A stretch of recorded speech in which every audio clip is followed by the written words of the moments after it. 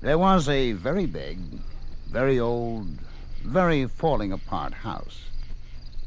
It was the kind of house nobody ever went into, because any house that looked like that just had to be haunted. And who would want to take a chance and find out for real? Nobody. Not on purpose. But sometimes things happen, and there's nothing you can do about it.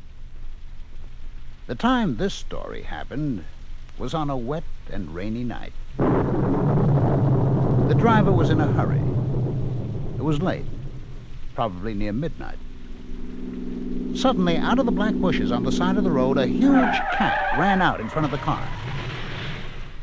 The driver swung the car to save the huge cat that ran out onto the road. The car hit a tree, and there was no getting home that night. The man got out of the car, and in the dark, dark night, he could see the eyes of the huge cat staring at him. "You big, dumb thing," the man said. And the cat just stared at him, snarled, and ran away into the woods. It was raining hard, and the man could see absolutely nothing. He began to walk along the road, hoping that a car might pass and pick him up. But there was nothing. Nothing, that is, until he came to the huge old house by the side of the deserted road. There were no lights. Everyone must be asleep, he thought. But on a night like this, he was certain that they'd let him in. So he walked closer to the house. Closer. He was able to see that the windows were broken. Shutters were hanging, and the steps leading to the front door were falling apart. Well, thought the man, at least it has a roof, and maybe I can build myself a fire and dry off. He went in. The house was dark and seemed very empty. He lit a match, and by its light he could see a fireplace. There were old papers lying around, and enough wood. He gathered it all up and started a nice, warm fire. It's not like home, he said to himself, but it's dry. And even if it's an old, coming-apart place, it's warm now. He put his hands close to the fire to warm them. And when he turned around, he saw a small, gray cat looking at him. He tried to pat the cat, but the cat moved away from him. So the man went back to the fire and listened to the thunder and the rain and wondered when the storm would stop. The front door opened. The man looked around, and coming through the door, he saw the huge cat he had met on the road. The cat didn't look at him. It walked to the small gray cat.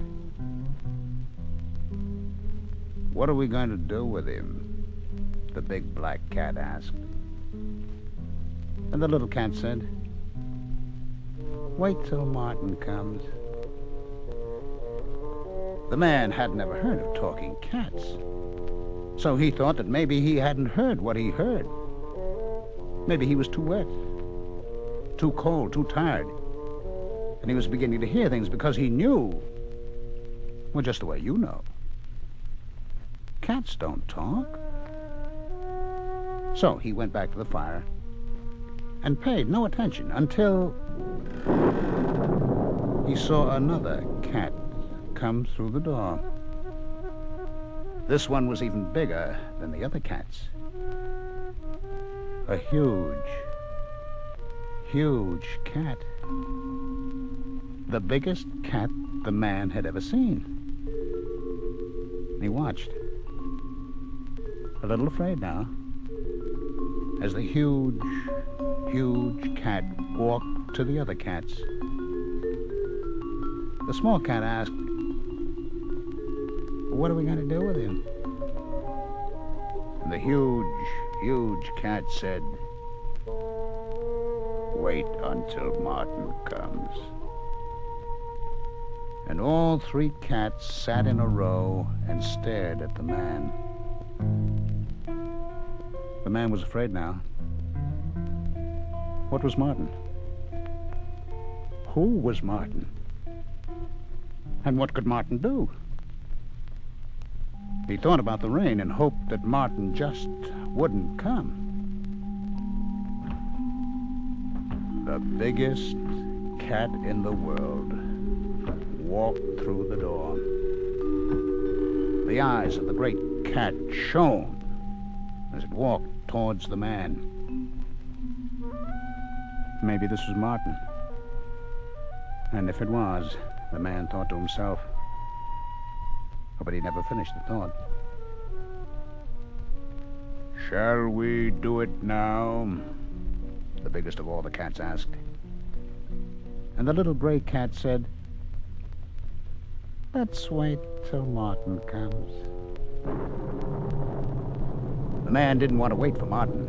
Not now. Not even if it was raining harder than ever. Not even if the storm was getting worse. He wasn't going to wait for Martin. Not him. He started to leave.